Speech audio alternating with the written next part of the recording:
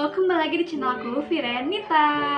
Makasih banyak yang udah mampir di channel aku ini. Semoga video kali ini bisa bermanfaat, khususnya buat teman-teman yang butuh tips and trick nih. Oke, jadi di video kali ini, Viren akan memberikan tips dan juga pengalaman Viren ketika mengikuti program kampus mengajar angkatan keempat. Semoga video kali ini bisa bermanfaat, khususnya teman-teman yang mengikuti kampus mengajar angkatan kelima ya. Oke, kita langsung saja ke tips yang pertama nih guys. Oke, jadi buat tips yang pertama adalah kalian harus bisa mengetahui apakah program kampus mengajar bisa dikonversi ke SKS di fakultas kalian atau enggak. Soalnya di beberapa fakultas itu memiliki kebijakan yang berbeda ya soal konversi SKS ini. Ada yang karena nggak relevan sama mata kuliah, kalian nggak bisa konversi. Ada juga yang karena relevan atau mungkin baik kan prodinya, itu bisa dikonversikan. Jadinya kalian harus wajib mengetahui atau tahu konsul dulu nih ke kaprodi kalian apakah program tersebut itu bisa dikonversi atau enggak. Tips yang kedua adalah kalian wajib mengikuti program pembekalan kampus mengajar. Soalnya kalau kalian nggak ikut, kalian bakal ngangengong nanti di sekolah sasaran kalian mau ngapain aja. Karena nanti tuh bakalan ada program AKM kelas. Metode pembelajaran harus seperti apa. Kalian tuh harus bisa mengerti lah administrasi sekolah itu seperti apa, dan juga cara mengadaptasikan teknologi kepada sekolah itu kalian harus bisa membantu mereka gitu guys. Jadinya kalian wajib banget, terutama buat teman-teman yang bukan dari kependidikan atau non kependidikan. Lanjut ke tips yang ketiga adalah membuat rancangan program kerja mulai dari penerjunan sampai penarikan. Kenapa? Ini penting banget buat kalian rekonstruksikan gitu ya guys. Soalnya ini buat menjadi gambaran ke depan kalian tuh mau ngapain aja sih selama satu semester itu di sekolah tersebut. Oke, mulai dari penerjunan, teman-teman harus membawa surat tugas mulai dari kampus mengajar sama dari perguruan tinggi. Nanti habis itu kalian ke Korwil Cambidik buat meminta surat izin juga atau surat tugas ke sekolah sasaran. Jadinya nanti pas ke sekolah sasaran, teman-teman sudah punya 3 surat izin ya, atau 3 surat tugas. Jadinya pas teman-teman ke sekolah sasaran, kalian bisa memberikan surat tersebut, menjelaskan programnya apa, kedatangan maksud dan tujuan kalian itu seperti apa. Jadi jangan sampai seperti Viren, karena waktu itu Viren miskomunikasi, cuman bawa 2 surat tugas itu dari kampus mengajar sama dari perguruan tinggi. Kita langsung ke sekolah sasaran dan sekolahnya itu nggak tahu apa-apa, kayak masih bingung ini program apa gitu. Terus dari Korwil Cambidiknya juga sendiri nggak tahu nih. Jadinya sekolah dapat telepon, kita dipanggil buat menghadap Korwil Cambidik dahulu gitu, sama DPL juga ya guys, penting. Setelah kalian menjelaskan maksud dan tujuan kalian itu apa, surat tugas sudah lengkap, kalian bisa lanjut observasi 2 poin yang penting, yaitu observasi sekolah, lingkungan seperti apa dan lain-lain. Kemudian yang terakhir adalah kegiatan pembelajaran itu seperti apa, metodenya, ataupun cara gurunya berinteraksi seperti apa. Itu penting banget buat kalian jadikan bahan observasi.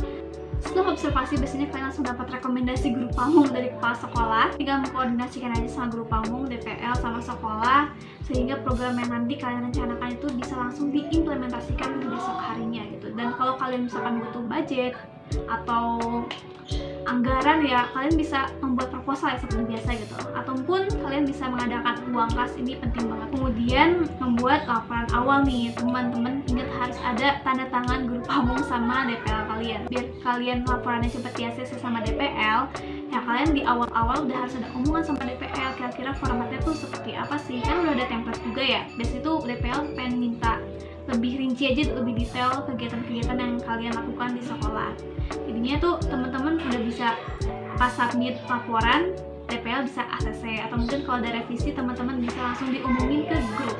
Ini tuh nggak bakalan ada hambatan atau alasan lagi laporan kalian telat di ACC dan mempengaruhi termin kalian nih. Wah, ngeri banget. Lanjut ke tips yang keempat adalah segera kalian membuat program kerja, mulai dari program harian, mingguan, bulanan, triwulan, ataupun event seperti peringatan, perlombaan. Ya, teman-teman harus segera membuat gambaran ke depannya gitu. Tips yang kelima nih, teman-teman harus wajib kudu memantau grup kampus mengajar ofisial maupun non-ofisial. Tapi kebanyakan info itu beredarnya di grup non-ofisial. Kalau kalian butuh apa-apa itu kalian bisa ngomong nyerocos itu di grup non-ofisial.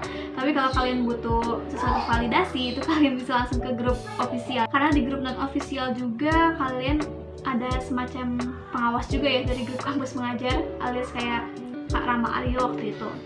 Jadinya sangat membantu kalian lah kalau kalian selalu memantau grup kampus mengajar di Telegram.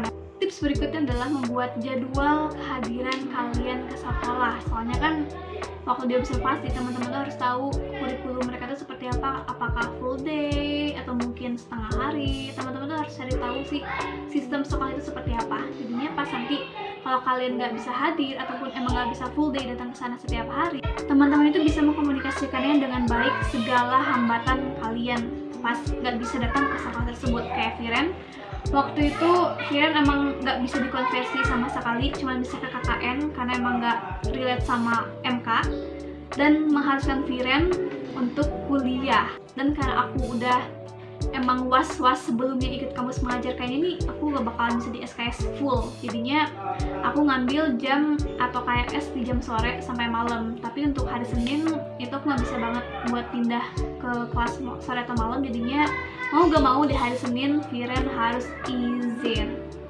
Dan karena Viren juga anak organisasi dan itu tuh agak padat atau posisi Viren emang gak bisa ditinggalin, jadinya di hari Sabtu kadang Viren juga harus izin ke sekolah. Tapi jangan dijadikan alasan buat kalian gak bisa hadir full day, karena ya mau gak mau kalian kan harus ngebantu rekan tim kalian ya guys buat menjalani program kerja. Logbook pun kalian harus isinya dengan apa ya, dengan membuat program rancangan kalian buat keesokan hari itu mau seperti apa gitu. Tips berikutnya adalah kalian harus mengikuti forum komunikasi koordinasi mahasiswa atau FKKM, karena ini tuh penting banget buat memberikan pembekalan kepada kalian yang lebih dalam lagi terkait event atau program yang sedang hendak akan dijalani, yaitu seperti AKM maupun FKKM, program-program yang mereka jalanin ke depannya yang bermanfaat buat program kalian di sekolah ya guys. Jadi ini wajib banget kalian ikutin, terutama buat ketua tim. Ini penting banget karena setiap di akhir sesi FKKM itu selalu ada absensi dan juga ya beberapa form yang harus kalian isi lah gitu. Tapi jangan dibebanin ke ketua kalian ya, kalian juga harus hadir di FKKM tersebut. Berikutnya adalah kalian harus rajin membuat logbook. Ini nggak boleh kalian tunda-tunda jadi procrastinate, soalnya ini bakalan menghambat banget kalian kalau nggak mengerjakannya dengan tepat waktu. Misal kalian bakal ya terjadi keterlambatan kena termin. Nah termin ini suka di batch ya buat bulan 1 sama bulan kedua, jadinya kalau kalian terlambat nih ya kalian biaya hidupnya mau kayak gimana gitu, kecuali kalau kalian dapat kiriman uang bulan dari orang tua ya, beda lagi gitu. Tapi kalau misalkan kalian ngekos dan kalian tuh anak independen banget lah gitu ya, kalian mau gak mau ya harus rajin upload logbook dan juga buat apa ya, antisipasi nggak terjadi nge-lag ataupun keterlambatan pas di ACC nantinya. Soalnya buat peng-ACC ini itu kan dari DPL, belum lagi juga kalau misalkan kalian ada revisi itu bisa lama loh prosesnya buat sampai di ACC dan keterima di pusat mereka gitu. Soalnya mereka tuh bakal memberikan data hasil logbook atau laporan mingguan mereka yang udah diterima sama mereka gitu. Jadinya kalian nggak bisa beralasan laporan saya belum di ACC karena kalian emang terlambat menguploadnya sehingga DPL itu agak lama meng-ACC-nya, ataupun mungkin dari DPL-nya sendiri ya yang agak lama gitu meng-ACC-nya. Tapi kan kalian juga harus rajin-rajin komunikasi sama DPL. Misalkan kalian udah upload ya kalian tinggal bilang ke DPL, ibu saya sudah upload, mohon di ACC gitu ya. Pokoknya kalian rajin-rajin komunikasi lah sehingga nggak ada keterlambatan dalam membuat laporan logbook. Bakalan banyak banget laporan yang harus kalian bikin, yaitu laporan awal, laporan harian, laporan mingguan, laporan akhir, belum lagi sama PPT yang harus kalian bikin terkait program kerja yang kalian laksanakan nantinya di akhir laporan ya, di akhir kalian penugasan. Lanjut, berikutnya adalah ini yang paling kalian suka menjaga hubungan baik dengan sekolah dan juga warga sekitar serta murid-murid sekolah. Seperti di sekolah saya ya guys, buat gurunya, warga sekitar itu tuh bener-bener support banget sama program kami dan juga welcome sama kami gitu. Karena di akhir program pasti kalian bakalan kangen tuh sama keadaan di sana. Terutama nih buat anak-anak yang kalian tinggalin nantinya bakal neror kalian di HP. Kayak ibu di mana nih ibu lagi apa? Kayaknya bakalan banyak kecap banget lah. Tips terakhir adalah teman-teman tetap harus semangat, soalnya kedepannya kita nggak bakalan tahu apa aja sih program yang bakalan terimplementasi ataupun yang nggak terimplementasi itu. Karena bakalan ada beberapa situasi kondisi yang tidak memungkinkan buat kalian menjalani program tersebut, atau mungkin bakalan ada program dadakan seperti mengadakan sekolah sehat kayak, ataupun perlombaan lainnya, ataupun kegiatan lainnya seperti hari guru maupun apa, itu tuh kadang suka ada program-program yang tidak bisa kita kendalikan, itu out of control. Jadinya teman-teman harus bisa memahami situasi dan juga bisa bergerak adaptif lah sama solutif sama keadaan atau situasi saat kalian emang menjalankan program di luar program yang kalian jalani gitu. Kayaknya ada yang ketinggalan tips satu lagi, yaitu asesmen penilaian rekan kalian dan juga individu. Ini penting banget ya guys buat akhir penilaian kalian. Soalnya ya siapa tahu kan nilai kalian bisa tinggi, kalau misalkan nilainya 90 ke atas kan nilai konversi kalian juga bisa A ya. Oke, jadi itu beberapa tips dan pengalaman Firen yang dapat Firen bagikan kepada kalian. Semoga teman-teman program kampus mengajar angkatan 5 bisa semangat dan menjalani program.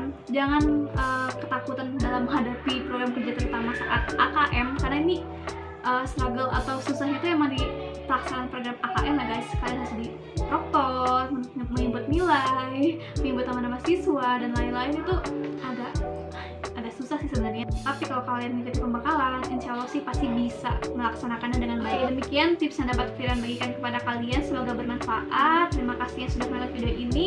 Sampai jumpa di video berikutnya. Dadah. Hujan guys.